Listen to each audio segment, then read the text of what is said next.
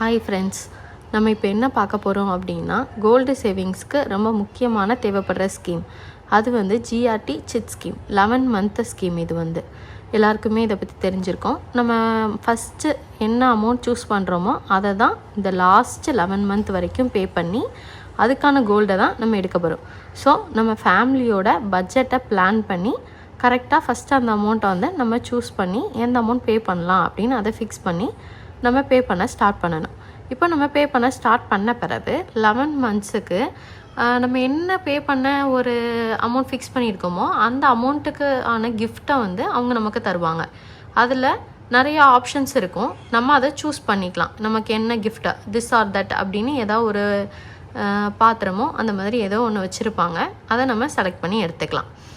இப்போது இந்த 11 மந்த்ஸ் தான் இதை பே பண்ணி எடுக்கணுமானா 10th மந்த்லேயும் இதே ப்ராஃபிட்டபிளோட இதே ஆஃபர்ஸோட நம்ம பர்ச்சேஸ் பண்ணிக்கலாம். ஃபார் எக்ஸாம்பிள், இப்போ நம்ம பர்த்டே வரும், அக்ஷய திருதி வரலாம், அந்த மாதிரி ஏதோ ஒரு வருது 10th மந்தில் நம்ம ஷாப் பண்ணிக்கலாம் அப்படின்னு தோணுச்சுன்னா இதை நம்ம ஷாப் பண்ணிக்கலாம்.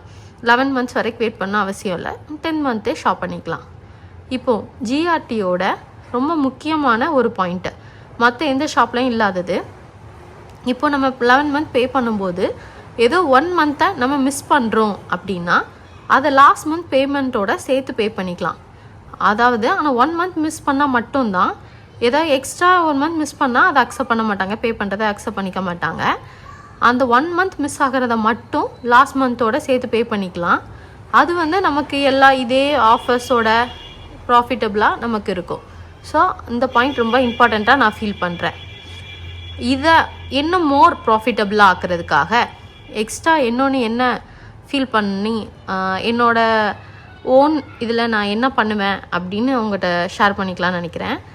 இப்போது நான் போடுற பேமெண்ட், அதாவது மேபி நான் இப்போது ஒரு 10,000 அப்படின்னு செலக்ட் பண்ணி வச்சுருக்கேன் அப்படின்னா அதை வந்து 2 சிட் கார்டாக ஸ்ப்ளிட் பண்ணி போடுவேன்.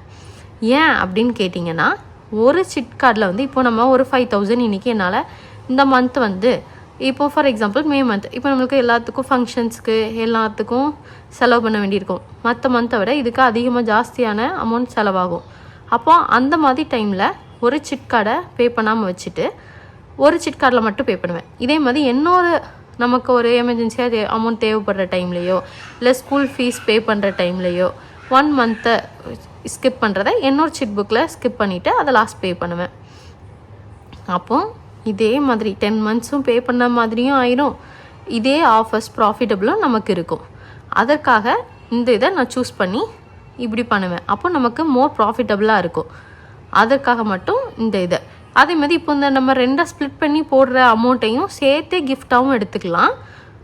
நம்ம இந்த ஃபஸ்ட்டு மந்த் நமக்கு பே பண்ண கிஃப்ட் கொடுப்பாங்கல்ல, அது இந்த 2 கார்டையும் சேர்த்து ஒரே கிஃப்டாகவும் வாங்கிக்கலாம். 10,000க்குள்ளே கிஃப்டாகவும் வாங்கிக்கலாம், இல்லை 5,000 கிஃப்டாகவும் 2 கிஃப்டாகவும் நமக்கு கிடைக்கும்.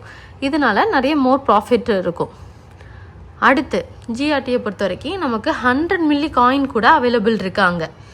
அப்போது இப்போ சிட் க்ளோஸ் பண்ணும்போது இப்போது நம்ம 5,000 தான் நம்மளால் பே பண்ண முடியும்னு நினச்சி நம்ம 5,000 சிட் ஓப்பன் பண்ணியிருப்போம்.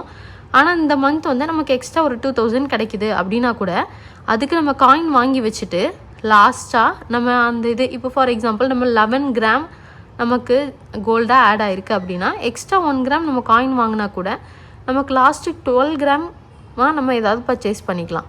ஸோ இது நல்ல ஒரு ப்ராஃபிட்டபிளாக இருக்கும் அப்படின்னு என்னோடய ஃபீலிங். அவங்கக்கிட்ட மற்ற இடத்துல 100 மில்லி காயின் அவைலபிளாக இருக்கான்னு எனக்கு தெரியலை, ஆனால் நான் விசாரித்த வரையிலுக்கு ஜிஆர்டியில் இருக்குது. அடுத்து இப்போ எல்லாருக்கும் தெரிஞ்ச மாதிரி இந்த சிட் ஃபண்டில் வந்து அமௌண்ட் அண்ட் வெயிட் பேசிஸ் ரெண்டுலையுமே இங்கே இதில் ஆட் பண்ணுவாங்க. நம்ம பே பண்ணுறது அமௌண்ட்டாகவும் ஆட் ஆகும், அன்னன்னைக்கு உள்ள கோல்டு ரேட்டு படி வெயிட்டாகவும் ஆட் ஆகிருக்கும். இப்போது வெயிட் பேசிக்ஸில் பார்க்கும்போது 50% வேஸ்டேஜை வந்து நமக்கு லெஸ் பண்ணுவாங்க. நம்ம வெயிட் பேசிக்ஸில் நான் இப்போ முடியும் போது நான் கோல்டு பர்ச்சேஸ் பண்ணிக்கிறேன் அப்படின்னு சொன்னால் நமக்கு 50% லெஸ் வேஸ்டேஜ் பண்ணுறாங்க.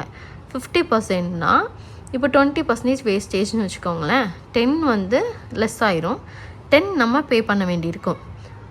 இதே இது நம்ம மணி பேசிக்ஸில் செலக்ட் பண்ணுறோம், அந்தந்த அமௌண்ட் பே ஆகிருக்கும். லாஸ்ட்டாக மணி இதில் செலக்ட் பண்ணுறோம் அப்படின்னா இப்போ 20% வேஸ்டேஜ்னால் 2% மட்டும்தான் நம்ம பே பண்ணுற மாதிரி இருக்கும், 18% லெஸ் ஆயிரும். இந்த மாதிரி 2. ஆனால் மோரோவர் நம்ம வெயிட் பேசிஸ் செலக்ட் பண்ணுறது தான் நமக்கு லாபமாக இருக்கும். ஏன்னா கோல்டு ரேட் வந்து இப்போ ரொம்ப அதிகமாக கூடிகிட்டு இருக்கிறதுனால. அதனால அமௌண்ட் பேசிக்ஸ் பார்த்தா நமக்கு ரொம்ப கம்மியான கிராம்ஸ் தான் வரும். அதுபடி வெயிட் படி பார்த்தோன்னா அன்னன்னைக்கு ஆட் ஆகிட்டே இருக்கிறதுனால நமக்கு அது வந்து அதிக ப்ராஃபிட்டபுளாக இருக்கும். அடுத்து இப்போ நம்ம 6 months நம்ம பே பண்ணி முடிச்சிட்டோம், நம்மளால் இதை கண்டினியூ பண்ண முடியலைன்னா கூட க்ளோஸ் பண்ணி எடுத்துக்கலாம். அப்படி நம்ம க்ளோஸ் பண்ணி எடுக்கிறோம் அப்படின்னா 25% வேஸ்டேஜில் நமக்கு லெஸ் பண்ணுவாங்க. அதுக்கு முன்னாடி க்ளோஸ் பண்ண முடியாதுன்னு நினைக்கிறேன். அந்த 6 months 7 months அந்த மாதிரி க்ளோஸ் பண்ணிக்கலாம். அப்போ நம்மளோட வேஸ்டேஜ் வந்து 25% லெஸ் ஆகும். 50% தான் நமக்கு லெஸ் பண்ணி நல்ல மோர் ப்ராஃபிட்டோடு இருக்கணும்னா லாஸ்ட் வரைக்கும் நம்ம பே பண்ணி ஃபுல்லாக கம்ப்ளீட் பண்ணி எடுக்கிறது தான் நமக்கு கரெக்டாக இருக்கும். ஸோ நம்ம அமௌண்ட்டை சேர்க்குறதுல கரெக்டான பட்ஜெட் போட்டு கரெக்டான அமௌண்ட் சேவ் பண்ணி நம்ம 11 months வரைக்கும் கொண்டு போகணும். அடுத்து கோல்டு ஜுவல் மட்டும்தான் நம்ம இந்த சிட்டை பே பண்ணி வாங்கிக்கலாமா அப்படின்னு கேட்டால் கிடையாது. டைமண்ட், பிளாட்டினம், கோல்டு காயின் எது வேணாலும் பர்ச்சேஸ் பண்ணிக்கலாம். மோரோவர் கோல்டு காயினாக இல்லாமல் இருக்கலாம், ஏன்னா அதில் வேஸ்டேஜ் இது வந்து கம்மியாக இருக்கும். அதனால் ஜுவல்லாகவே பர்ச்சேஸ் பண்ண ட்ரை பண்ணுங்கள். நிறைய பேருக்கு டைமண்ட், பிளாட்டினம்லாம் வாங்கணும்னு ஒரு தாட் இருக்கலாம். ஆனால் இதில் வந்து நமக்கு மொத்தமாக ஒரே டைமில் போய் அந்த அமௌண்ட் பே பண்ணி அது வாங்குறது கஷ்டமாக இருக்கலாம். அப்போ இந்த மாதிரி பே பண்ணி வாங்குறதுல நம்ம அந்த டைமண்ட், பிளாட்டினம் அந்த மாதிரி சூஸ் பண்ணி வாங்கிக்கலாம். இப்போ ஸ்டோன்ஸ் பேசிக்ஸ், இதில் இன்னொரு முக்கியமான பாயிண்ட் என்ன அப்படின்னா, ஸ்டோன்ஸ் வச்சுருக்க ஜுவல் நம்ம எடுக்கும்போது அந்த ஸ்டோன்ஸோட வேல்யூ வந்து இதில் ரெடியூஸ் பண்ண மாட்டாங்க. இப்போ நம்ம 11 கிராம் ஆட் பண்ணி வாங்கியிருக்கோம், நமக்கு கிடச்சிருக்கு. அதில் 10 கிராம் தான் நம்ம ஷாப் பண்ணியிருக்கோம். அப்போவும் கூட அந்த 1 கிராமை வந்து ஜிஎஸ்டி அந்த மாதிரி இதில் கூட மைனஸ் பண்ணுவாங்க. ஆனால் இதில் வந்து மைனஸ் பண்ண மாட்டாங்க, ஸ்டோன்ஸில் வந்து மைனஸ் பண்ண மாட்டாங்க. அந்த ஸ்டோன்ஸ்குள்ள வேல்யூ நம்ம தான் பே பண்ணி ஆகணும். ஸோ மோரோவர் நம்ம ஷாப் பண்ணும்போது ஸ்டோன்ஸ் இல்லாத கோல்டாக ஷாப் பண்ணால் நமக்கு மோர் ப்ராஃபிட்டபுளாக இருக்கும் அப்படின்னு இது என்னோட ஓன் டெசிஷன். இது எல்லாருக்கும் பிடிச்சிருக்கோன்னு நம்புகிறேன். இதை யூஸ் பண்ணி நீங்களும் ப்ராஃபிட்டபுளாக கோல்டு ஆட் பண்ணுவீங்கன்னு நம்புகிறேன். தேங்க்யூ.